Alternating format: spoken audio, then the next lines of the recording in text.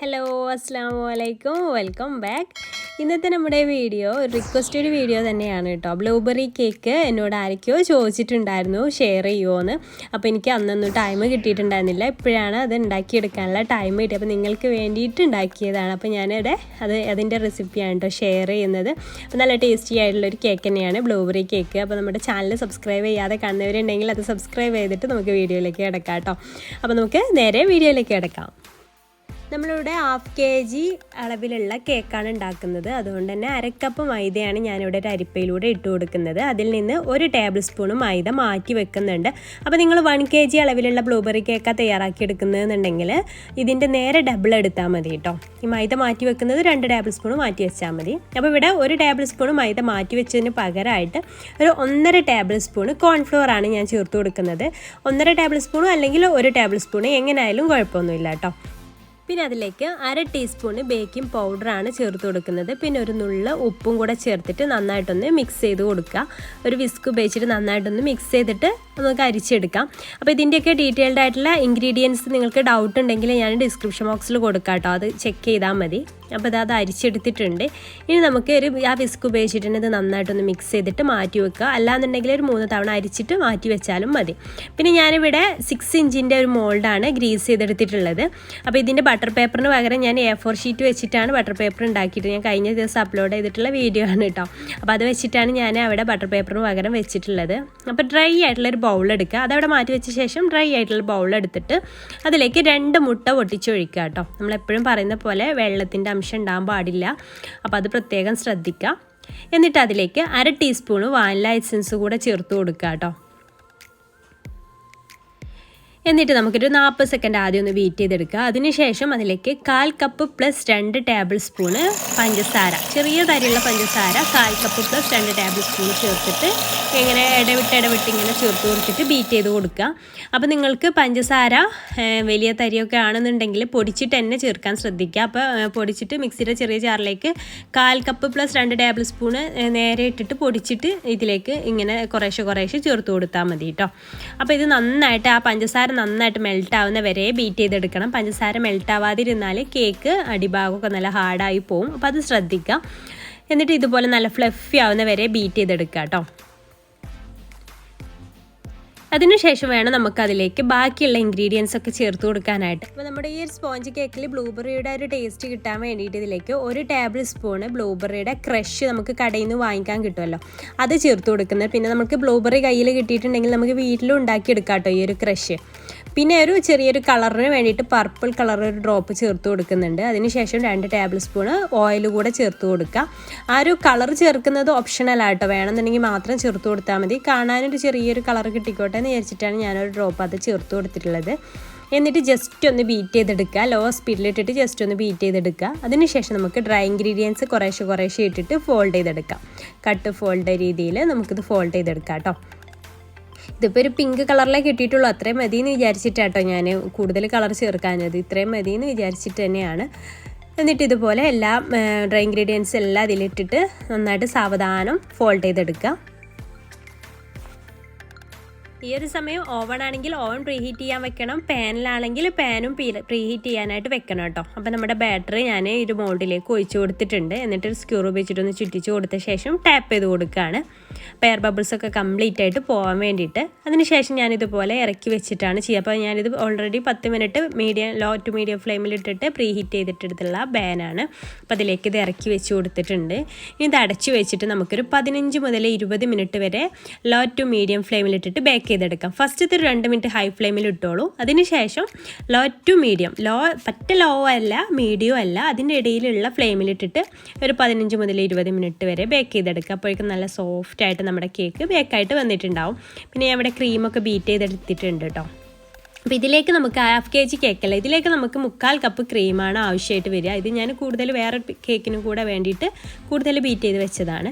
അപ്പോൾ നമ്മുടെ കേക്കൊക്കെ നല്ല പെർഫെക്റ്റ് ആയിട്ട് തന്നെ ബേക്കായി വന്നിട്ടുണ്ട്. നല്ല സോഫ്റ്റ് ആയിട്ടുള്ള കേക്കായിട്ട് തന്നെ നമുക്ക് കിട്ടിയിട്ടുണ്ട്. ഇത് നമുക്ക് 3 ലെയേഴ്സായിട്ടൊന്ന് കട്ട് ചെയ്ത്, തണുത്തതിന് ശേഷം കേട്ടോ കട്ട് ചെയ്തെടുക്കുന്നത്.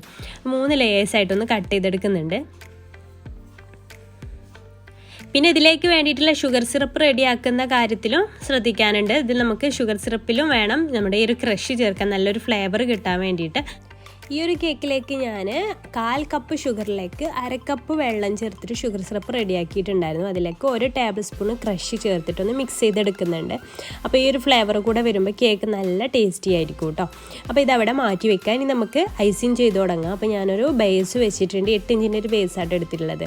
എന്നിട്ട് അതിലേക്ക് ക്രീം അപ്ലൈ ചെയ്ത് കൊടുത്തതിന് ശേഷം ഫസ്റ്റ് ലെയർ വെച്ച് കൊടുക്കുക. ഞാൻ ഏറ്റവും താഴത്തെ ലെയർ തന്നെയാണ് ഫസ്റ്റ് വെച്ചിട്ടുള്ളത്. അതിന് ശേഷം ഈ ഒരു ഷുഗർ സിറപ്പ് വെച്ചിട്ട് നമുക്കിതൊന്ന് വെറ്റ് ചെയ്തെടുക്കാം. പിന്നെ നമുക്ക് ക്രീം വെച്ചിട്ടൊന്ന് ലെവൽ ചെയ്ത് കൊടുക്കാം. എല്ലാ ഭാഗത്തേക്കും ക്രീമാക്കി കൊടുക്കുക. അതിനുശേഷം നമുക്ക് അതിൻ്റെ മേലെയും ഈ ഒരു ക്രഷ് കുറച്ചൊന്ന് ടേസ്റ്റിനനുസരിച്ച് ചേർത്ത് കൊടുക്കാം. പിന്നെ നിങ്ങൾക്ക് ഇതിൽ ക്രഞ്ചി ആയിട്ട് കടിക്കാൻ വേണമെന്നുണ്ടെങ്കിൽ നട്ട്സൊക്കെ ചേർത്ത് കൊടുക്കുക. അതല്ലാന്നുണ്ടെങ്കിൽ ടൂട്ടി ഫ്രൂട്ടി ക്രഷ് ചെയ്തിട്ട് ചേർത്ത് കൊടുക്കാം. അപ്പോൾ അതൊക്കെ നിങ്ങളുടെ ഇഷ്ടത്തിനനുസരിച്ച് ചേർത്ത് കൊടുക്കുക കേട്ടോ. അപ്പോൾ അതൊന്ന് ലെവലാക്കി കൊടുത്തതിന് ശേഷം രണ്ടാമത്തെ ലെയറും വെച്ച് കൊടുക്കുന്നുണ്ട്. അപ്പോൾ ഞാനിത് വീട്ടിൽ കഴിക്കാനുള്ള കേക്ക് ആയതുകൊണ്ട് തന്നെ കൂടുതലൊന്നും ഇതിൽ ക്രഞ്ചിനെസ്സിന് വേണ്ടിയിട്ടൊന്നും ചേർക്കുന്നില്ല. രണ്ടാമത്തെ ലെയറും അതുപോലെ തന്നെ വെറ്റ് ചെയ്തതിന് ശേഷം വീണ്ടും ഞാൻ ക്രീം ഒന്ന് സ്പ്രെഡ് ചെയ്ത് കൊടുക്കുന്നുണ്ട്. പിന്നെയും ഇതേപോലെ തന്നെ ക്രഷ് കുറച്ച് ഒഴിച്ചിട്ട് അതും ഒന്ന് സ്പ്രെഡ് ചെയ്ത് കൊടുക്കുക. അതിനുശേഷം മൂന്നാമത്തെ ലെയർ വെക്കുക. എന്നിട്ട് നമുക്ക് ആദ്യം നമ്മൾ ഓരോ ലെയർ വെക്കുമ്പോഴും പറയുന്നതാണ് സൈഡൊക്കെ ഒന്ന് ക്ലീൻ ചെയ്യുക. എന്നാലേ കറക്റ്റായിട്ട് ആ ലെവലിക്ക് നമുക്ക് ഓരോ ലെയറും കിട്ടുള്ളൂ. അങ്ങനെ മൂന്നാമത്തെ ലെയറും വെച്ച് കൊടുത്തിട്ടുണ്ട്. ഇനി നമുക്കിത് ക്രം കോട്ടിങ് ചെയ്തെടുക്കാം. ക്രം കോട്ടിങ് ചെയ്യുമ്പോൾ ക്രീം വളരെ കുറച്ച് അപ്ലൈ ചെയ്ത് കൊടുത്താൽ മതി കേട്ടോ. ആ ഒരു ക്രംസ് ഒന്നും നമ്മുടെ ഈ ഒരു ഇനി ഫൈനൽ ഫ്രോസ്റ്റിങ് ചെയ്യുമ്പോൾ അതിലേക്ക് വരാതിരിക്കാൻ മാത്രം അത്ര കുറച്ചൊന്ന് ചേർത്ത് കൊടുത്താൽ മതി. എന്നിട്ട് ഇതിൽ സൈഡൊക്കെ ഒന്ന് ലെവലാക്കിയിട്ട് നമുക്കിതൊരു അരമണിക്കൂർ ഫ്രിഡ്ജിൽ വെക്കാം കേട്ടോ. അതിനുശേഷം പുറത്തേക്ക് എടുത്തിട്ട് ഞാൻ ഫൈനൽ ഫ്രോസ്റ്റിങ് ചെയ്തെടുക്കുകയാണ്. അപ്പോൾ അതൊന്ന് നമുക്ക് മാക്സിമം എത്രത്തോളം ലെവലാക്കി എടുക്കാൻ പറ്റുന്നോ അത്രത്തോളം മാക്സിമം നല്ല ക്ലീൻ ആക്കിയിട്ട് എടുക്കുക. അപ്പം നമുക്ക് ഷാർപ്പ് അടിച്ച് എങ്ങനെ കിട്ടാമെന്നുള്ളതിൻ്റെ സെപ്പറേറ്റ് വീഡിയോ നമ്മൾ മുന്നേ ചെയ്തിട്ടുണ്ട്. കണ്ടിട്ടില്ലാത്തവരൊന്ന് പോയി കണ്ടു നോക്കുക കേട്ടോ.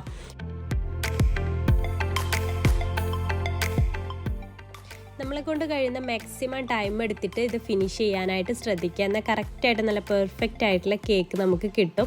അങ്ങനെ എൻ്റെ ഫ്രോസ്റ്റിംഗ് ഏകദേശം കഴിഞ്ഞിട്ടുണ്ട്. ഇനി ഞാനിതൊന്ന് ചെറുതായിട്ടൊന്ന് ഡെക്കറേറ്റ് ചെയ്യുകയാണ്. അപ്പം കുറച്ച് ക്രീം ഒരു പൈപ്പിംഗ് ബാഗിൽ നോസിലൊന്നും ഇല്ലാതെ എടുത്തിട്ട് ഇതുപോലെ ഇങ്ങനെ വലിയ ഒരു ചെറിയൊരു ബോൾ പോലെയും അതുപോലെ വലിയൊരു ബോൾ പോലെയും ഒക്കെ ആക്കിയിട്ട് ഇങ്ങനെ ഡോട്ട് ഇട്ട് കൊടുക്കുകയാണ്.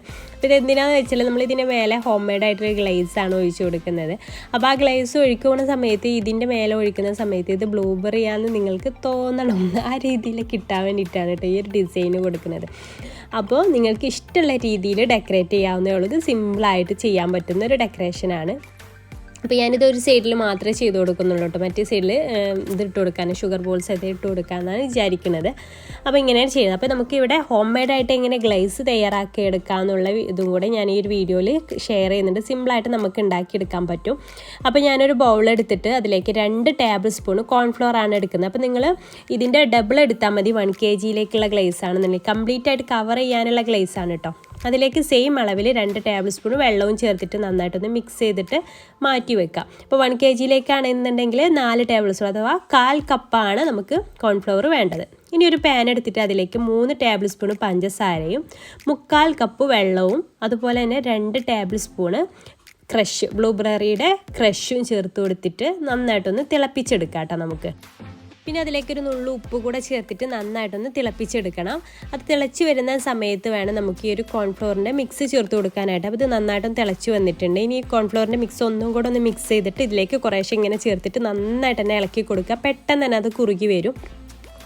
അപ്പോൾ ഇതൊരു ട്രാൻസ്പെറൻറ്റ് കളറായിട്ട് പെട്ടെന്ന് തന്നെ ചേഞ്ച് ആയി വരും. ഈ ഒരു സമയമാകുമ്പോൾ നമുക്ക് വേഗം ഫ്ലെയിം ഓഫ് ചെയ്യാം. ഇത്രയും മതി. എന്നിട്ടൊന്ന് ജസ്റ്റ് ഒന്ന് തണുക്കാനായിട്ട് വെക്കാം.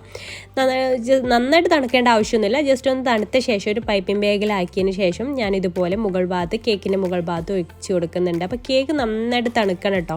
എന്നാലേ നമ്മൾ ഈ ചെറിയ ചൂടുള്ള ഈ ഒരു ഗ്ലേസ് ഒഴിക്കുന്ന സമയത്ത് നമുക്ക് നല്ല കറക്റ്റായിട്ട് കിട്ടുള്ളൂ. നമുക്ക് ചെറിയ ചൂട് നന്നായിട്ട് ചൂടാറാൻ നിൽക്കുമ്പോഴേക്ക് നമ്മുടെ ഈ ഒരു ഗ്ലേസ് നല്ല സെറ്റായി വരും. അപ്പോൾ അത് ശ്രദ്ധിക്കുക.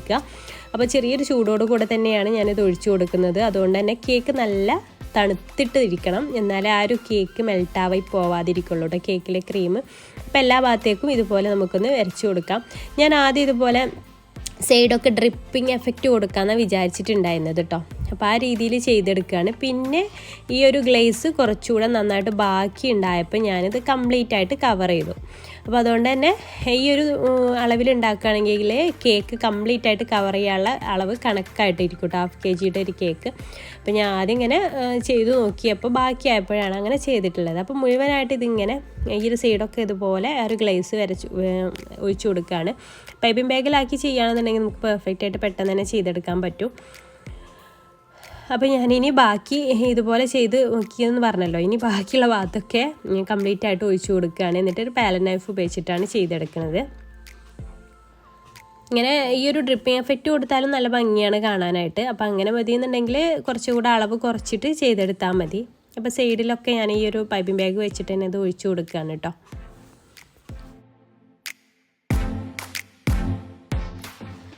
മുകൾ ഭാഗമൊക്കെ ഒരു പാലറ്റ് നൈഫ് ഉപയോഗിച്ചിട്ടൊന്ന് ക്ലീൻ ആക്കി എടുക്കുന്നുണ്ട്. അതുപോലെ സൈഡ് പോർഷനൊക്കെ ഈ ഒരു ഗ്ലേസ് ആവാത്ത ഭാഗങ്ങളിലൊക്കെ ആവാൻ വേണ്ടിയിട്ട്, അതുപോലെ എല്ലാ ഭാഗവും ഒരുപോലെ ആവാനും വേണ്ടിയിട്ട് ഇതുപോലെ ഒന്ന് ചുറ്റിച്ചു കൊടുക്കുന്നുണ്ട്. കേക്കിൽ വല്ലാണ്ട് ടച്ച് ചെയ്യാതെ വേണം ഇങ്ങനെ ഒന്ന് റൗണ്ട് ചെയ്തിട്ട് ഇങ്ങനെ ചുറ്റിച്ചു കൊടുക്കാനായിട്ട്. അപ്പോൾ ഇതിപ്പോൾ നല്ല ലൂസായിട്ടായിരിക്കുക. എന്നിട്ട് കുറച്ച് സമയം ഫ്രിഡ്ജിൽ വെച്ച് സെറ്റാകുമ്പോൾ നല്ല പെർഫെക്റ്റ് ആയിട്ട് തന്നെ ഗ്ലേസിൻ്റെ രീതിയിൽ അത് സെറ്റായി വരും കേട്ടോ. പിന്നെ ഞാൻ കുറച്ച് ഷുഗർ ബോൾസ് ഇങ്ങനെ മുകൾ ഭാഗത്ത് ഒരു സൈഡിൽ മാത്രം ഇട്ട് കൊടുക്കുന്നുണ്ട്. ചുമ്മാ ഒരു ഭംഗിക്ക് നിങ്ങൾക്ക് ഇഷ്ടമുള്ള രീതിയിൽ ഡെക്കറേറ്റ് ചെയ്യാം കേട്ടോ. അപ്പോൾ ഇതുപോലെ ഒന്ന് ഇട്ട് കൊടുക്കുന്നുണ്ട്.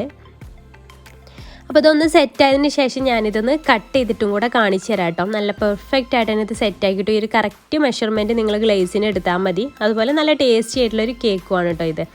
അപ്പോൾ ഇത് നമുക്കൊന്ന് കട്ട് ചെയ്തിട്ട് നോക്കാം എങ്ങനെയുണ്ടെന്ന്. നല്ല സോഫ്റ്റ് ആയിട്ടുള്ളൊരു കേക്ക് കൂടെയാണ്.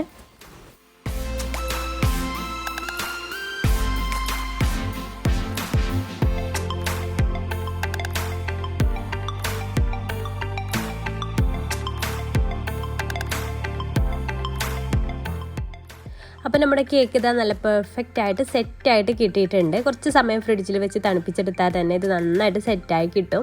അപ്പോൾ ഇത് നമുക്ക് ഒന്ന് ടേസ്റ്റ് ചെയ്ത് നോക്കാം കേട്ടോ. നല്ല ടേസ്റ്റ് തന്നെയാണ്. ഇത് ടേസ്റ്റ് ചെയ്ത് നോക്കിയിട്ട് നോക്കാം. അപ്പോൾ ഇതിങ്ങനെ എടുക്കുന്ന സമയത്ത് നിങ്ങൾക്ക് അറിയാൻ പറ്റുന്നുണ്ടാവും നല്ല സോഫ്റ്റ് ആയിട്ടുള്ള കേക്കാണെന്ന്. അപ്പോൾ ഇതെല്ലാവരും ഒന്ന് ട്രൈ ചെയ്ത് നോക്കുക. അതുപോലെ ഇത് റിക്വസ്റ്റ് ചെയ്തിട്ടുള്ളവർക്കൊക്കെ ഇത് യൂസ്ഫുൾ ആയി എന്ന് വിചാരിക്കുന്നു. മറ്റുള്ളവർക്കും യൂസ്ഫുൾ ആയെങ്കിൽ ലൈക്ക് ചെയ്യാനും മറ്റുള്ളവരിലേക്ക് ഷെയർ ചെയ്യാനും മറക്കരുത്. അപ്പോൾ ഈ വീഡിയോ നിങ്ങൾക്ക് ഇഷ്ടപ്പെട്ടു എന്ന് വിചാരിക്കുന്നു. അപ്പോൾ ഇൻഷാല്ലാ പുതിയൊരു നല്ലൊരു വീഡിയോ ആയിട്ട് നമുക്ക് കാണാം. താങ്ക്